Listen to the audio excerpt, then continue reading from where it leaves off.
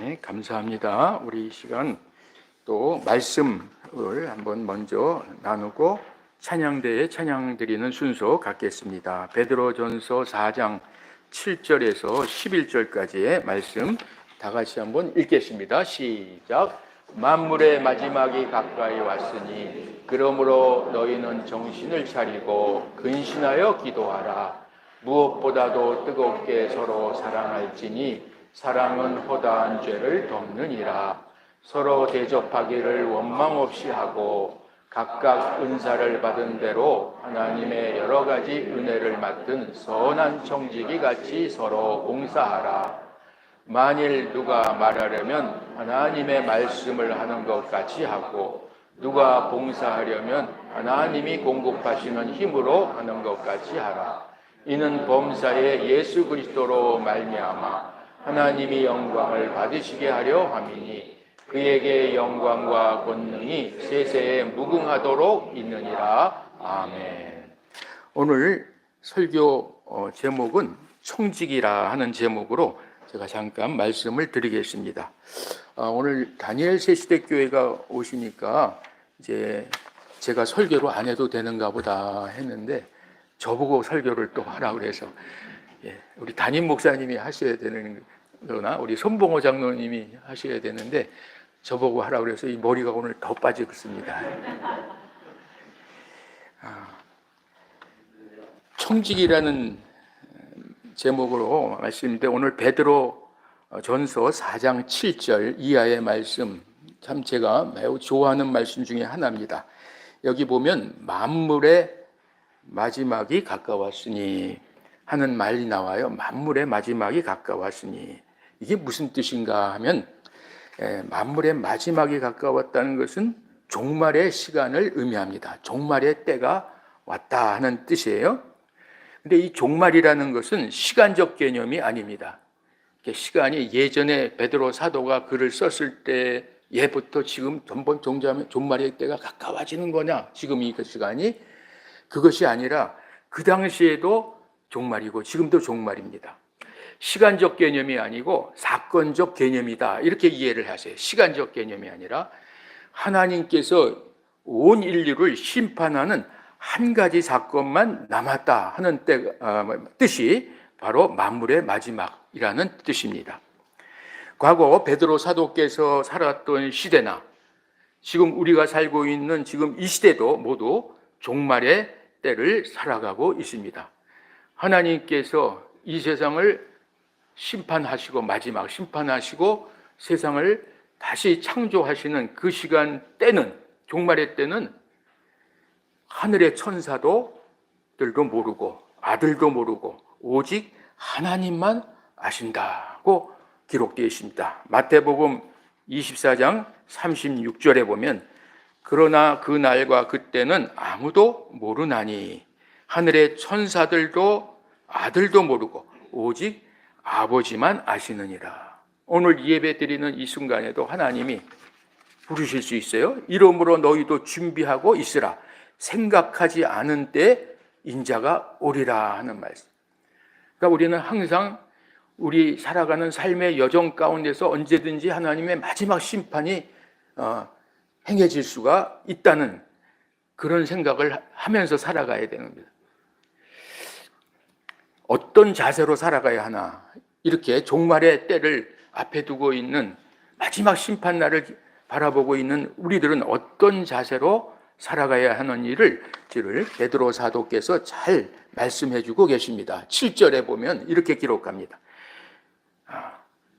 만물의 마지막이 가까웠으니 그러므로 너희는 정신을 차리고 근신하여 기도하라 하고 말씀하십니다. 이 말씀의 뜻은 세상 유혹에 빠지기 쉬우니까 정신을 차리고 조심하여 하나님을 전적으로 의지하는 기도를 중단하지 않는 삶을 살아라 하는 뜻입니다. 여기 오신 말기 환우님들, 암 말기 환우님도 있고 다른 질환의 말기로도 오신 분들이 계세요. 이분들이 우리보다 먼저 가실 거라 그렇게 생각할 수가 없어요. 봉사하던 사람들도 직원들도 하나님 부르시면 가게 되는 거죠. 그래서 항상 준비하고 우리 살아야 되죠. 아프신 환우님이나 건강하다고 봉사하고 오늘도 이렇게 예배 드리시는 분들도, 우리 다니엘 세시대 성도님도 오늘 하나님이 예배 드리는 가운데 부르실 수도 있다 하는 마음으로 지금 예배 드리시죠. 전혀 동의를 안 하시는 얼굴. 동의를. 죽음, 하나님이 부르심에 특징이 있어요. 죽음. 하나님이 이 땅에서 마지막 데려가실 때 그 죽음은 모르는 것이 세 가지가 있다고 제가 늘 강조해요. 언제 부르실지 모르고, 어디서 부르실지 모르고, 어떻게 부르실지도 모릅니다. 하나님 부르심은 우리가 계획한 것이 아니에요. 그래서 어디든지 가면은 항상 준비하고 떠날 준비하고 가야 돼요. 그래서 저는 어디 강의를 나가거나 설교를 나가거나 집을 나갈 때는 그런 마음으로 가요. 갔다 못 올지도 모른다고. 그러면 알았다고 잘 가시라고. 그리고 다시 돌아오면 아이고 갈 줄 알았었네, 또 오셨냐고. 그러면서 반가워해요. 항상 이 시간이 언제 올지 모른다고 생각하기 때문에 저는 유언장을 아예 가지고 다녀요. 그래서 제가 지난번에 CBS인가 거기에서도 나와서 한번 강의를 해달라 해가지고 제가 가서 이렇게 유언장 쓴 거 가지고 다니는 걸 보여달라고 그래서 제가 보여드린 적이 있어요. 이렇게 주머니에다가 이렇게 요약을 해서 비닐에다가 놓고 다녀요. 혹시 물에 빠졌을 때 좀 덜 젖으라. 그리고 이렇게 케이스에다 이렇게 놓고 다녀요. 왜냐하면 불에 탔을 때 좀 덜 타라고. 그리고 이렇게 갖고 다니고 있는데 아직도 안 죽었어요. 자, 우리는 죽음에 대한 노예 생활을 해요. 죽음을 준비하면 재수 없고 빨리 죽을 것 같고, 준비 안 하면 죽음이 안 올 것 같다는 그런 착각 속에 살아가고 있습니다. 그런데 하나님께서는 그때는 언제, 마지막 하나님 부르시는 때는 언제인지 몰라요. 이 세상 종말도 있지만 내 인생의 종말도 있습니다. 그때는 아무도 모른다, 그렇게 얘기하셨습니다. 그래서 하나님을 오늘도 전적으로 의지하고, 우리 여기 계시는 환우님들만 먼저 간다는 보장이 없어요. 섬기는 이들도, 봉사하는 분들도, 후원하시는 분들도 갈 수 있다는 생각을 하고, 우리 샘물과 만난 인연으로 유언장 다 쓰시기 바랍니다. 전혀 기분이 안 좋으실, 유언장을 왜 써야 돼? 예. 어떤 분이 유언장을 쓰라고 말씀을 드렸더니요, 자원봉사자들은 교육받을 때 오면 무조건 유언장 쓰고, 여기 와서 2박 3일, 1박 2일 이렇게 봉사하는 청소년들, 이런 한동대 학생들 전부 다 관 속에 한번 들어갔다 나오고 유언장 써서 내라, 이렇게 하고 있어요. 초등학교 4학년 아이도 와서 유언장을 썼는데 얼마나 은혜롭게 썼는지 몰라요. 내가 가지고 있던 조금 모아놓은 용돈은 다 샘물 호스피스에 기부하세요. 그렇게 딱 써놓고 갔어요. 자, 우리 항상 언제든지 우리는 이 세상에서 마지막 부를 날이 있음을 기억하고 사는 것이 재수없는 것이 아니라는 거예요. 재수없다는 게 아니에요. 이거는 재수없다는 생각은 미신적인 생각이고, 항상 죽음을 준비하고 살아가는 삶을 살아가야 됩니다. 자, 우리 특별히 오늘이 마지막 날이면 부끄럽지 않게 살아야 되는 거 아니냐 하는 얘기입니다. 세상 유혹에 빠지지 말라, 조심해서 하나님을 전적으로 의지하고 살아라 하는 말씀이고, 두 번째는 또 8절에 이런 말씀이 기록되어 있습니다. 무엇보다도 뜨겁게 서로 사랑을 지니 사랑은 허다한 죄를 덮느니라 하는 말씀을 줍니다. 뜨겁게 사랑하라. 서로 우리 죄를 용서해 주신 하나님의 사랑으로 다른 사람의 죄도 우리도 용서하면서 살아야 되는데, 나는 용서받고 다른 사람은 죽어도 용서 못하겠다는 것도 문제가 있습니다. 우리가 받은 사랑 흘려보내야 되는 것이 우리 종말의 때를 살아가는 사람들의 자세가 되어야 됩니다. 그 다음에 우리 또 말씀 9절에서 10절 말씀에 보면 서로 대접하기를 원망 없이 하고 각각 은사를 받은 대로 하나님의 여러 가지 은혜를 맡은 선한 청지기 같이 서로 봉사하라. 이렇게 청직이라는 말은 무슨 뜻이냐면 주인의 소유를 맡아서 관리하는 관리자라는 뜻입니다. 주인, 하나님이 우리에게 맡겨주신 시간, 재물, 경험 모든 그거를 잘 관리하라 하는 뜻이 청직이라는 뜻입니다. 그래서 우리 하나님께서 우리에게 시간도 주시고 기회도 주시고 또 재물도 주시고 능력도 주셨는데 이것은 다 우리에게 맡겨주신 것이니까 선한 청지기 같이 살아라 하는 뜻입니다. 이 선한 청지기라는 뜻은 무슨 뜻일까? 이런 뜻입니다. 하나님께서 작은 일에도 소홀하지 않고 충성된 삶을 살아라 하는 겁니다. 작은 일이라고. 이렇게 지나가는데 먼지가 떨어지고 지저분하면 그거 누가 집어야 됩니까? 누가 청소할 사람이 있겠지. 우리는 청소할 사람 여기 두고 있지 않습니다. 눈에 보이는 사람이 주스라는 거예요. 좀 기분이 안 좋으시고요. 내 눈에 보이는데 이거 내가 쳐야 되나 하지 말고 보이면 무조건 우리 휴지 갖고 다니고 일회용 장갑 끼워가지고 계속 주워야 됩니다. 밖에도 나가보면 담배꽁초가 그렇게 많이 떨어져요. 여기 와서 아마 속상하셔서 답답하셔서 담배 피시는 그 가족들도 있고 방문자들도 있죠. 그러나 꼭 그 자리에서만 피실 수 있는 자리가 있어요. 거기서만 하라는데 아무 데나 막 버리세요. 그건 누가 주워야 되죠? 청소하는 사람 없어요. 눈에 보이는 사람이 주는 거예요. 그래서 보기 싫어서 아예 딴 데 보고 다니시지 마시고 땅에 뭐가 떨어졌나 이런 것도 우리가 청지기적인 사명을 감당하다 하는 뜻입니다. 지극히 작은 것에 충성된 자는 큰 것에도 충성되고 지극히 작은 것에 불의한 자는 큰 것에도 불의하느니라. 누가복음 16장 10절입니다. 충성된 사람이라는 뜻은 어떤 사람일까요? 믿음직하게 행동하는 사람이라는 뜻입니다. 믿음직하게. 저 사람은 믿음직해. 여러분이 샘물을 보실 때 샘물은 믿음직한 기관이야 라고 마음의 평가가 있으셔야지 여기 오시잖아요. 저 사람들은 믿을 사람이 안 돼. 후원해 준 거 다 엉터리로 쓰고 있어. 이러면 우리는 망하는 거예요. 바로 문 닫아야 되는 거죠. 충성된 사람이라는 뜻은 믿음직하게 행동하는 사람을 의미합니다. 자, 우리는 세 종류의 사람이 있어요. 하고 싶은 일만 하면서 살아가는 이기주의적인 사람. 내가 하고 싶은 것만 하겠습니다 하는 이기주의적인 사람이 있고, 내가 할 수 있는 일만 하면 하고 그렇지 않으면 할 수 없는 일은 내가 그냥 방관하다. 누군가가 하겠지 하고 방관적인 자세로 살아가는 사람. 어떤 상황에서도 내 눈에 띄었고 내가 해야 될 일이면 누군가나 해야 될 일이라면 하나님이 기뻐하시는 모습으로 그 일을 감당해야겠다. 이런 자세로 살아가야 돼. 예배 드릴 때가 중요한 것이 아니라 예배 드리고 난 이유가 더 중요합니다. 저는 그래서 하나님 믿는 사람들은, 성도들은 교회라고 제가 가집니다. 교회. 교회는 건물이 아니에요. 하나님 믿는 사람들의 무리가 교회. 그렇죠? 그래서 우리가 예배 드리고 나가면 뭐가 움직이냐면 교회가 움직입니다.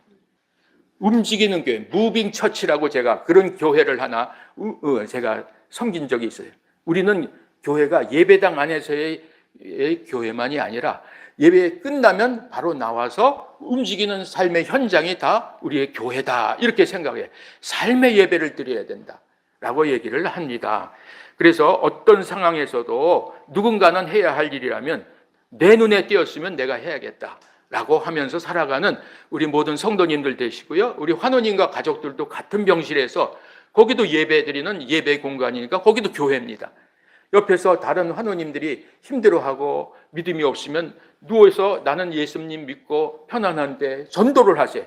누워서 침상에서 전도를 하셔서 같이 우리 믿고 천국에서 만납시다.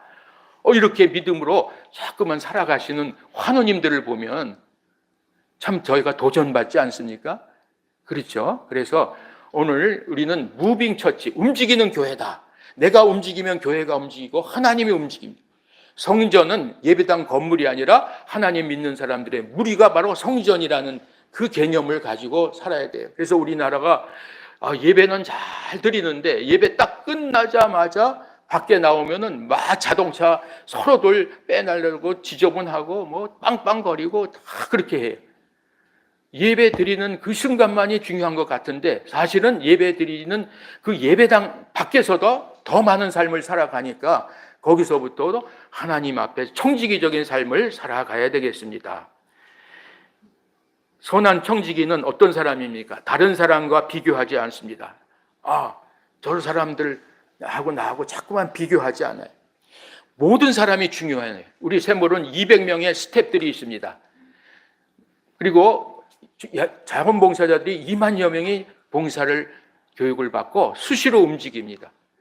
그럴 때 내가 눈에 띄는 거, 그것으로 내 모습이 어떤 모습인가를 한번 생각해 봐야 되는데, 나는 목사니까 내가 담배꽁초 줄 그런 사람이야? 나는 이런 식으로 다른 사람에게 핑계대는 그런 것이 아니라 각자의 할 일이 있으면 눈에 띄는 게 내 할 일이다, 이렇게 생각하고 살아가야 되지 않겠습니까?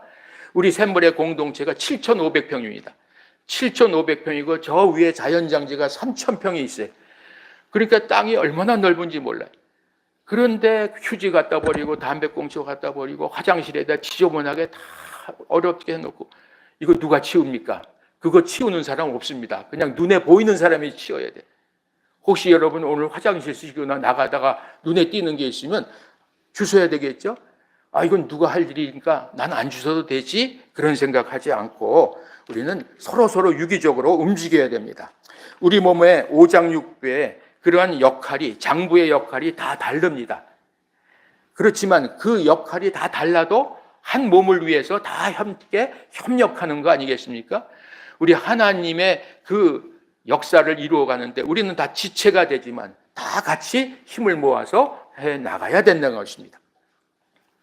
하나님께서는 우리에게 각각의 사명을 주셨습니다. 저에게 말씀 전하는 사명을 또 주셨습니다. 그러면 또 그 일을 위해서 충성해야 됩니다. 또 이 말씀을 듣고 또 여러분들은 이 삶을 적용해가는데 또 충성해야 됩니다. 자, 우리 또 이런 청지기적인 삶은 어떤 삶일까? 어떤 상황에서도 이렇게 생각해야 돼. 주인이 보고 계시다.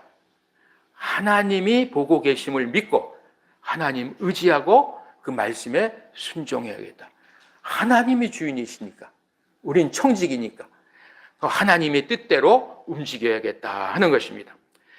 마지막으로 청지기의 삶은 죽음 이후의 미래를 바라보며 오늘 허락하신 것들을 지혜롭게 관리하는 사람이 또 청지기의 사명을 감당하시는 것입니다.